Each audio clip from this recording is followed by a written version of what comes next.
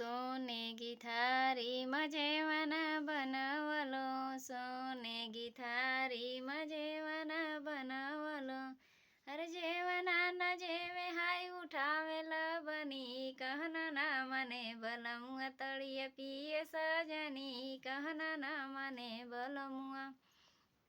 लोटा गिलासी मगेड़ुआ भरवलो, लोटा गिलासी मगेड़ुआ भरवलो।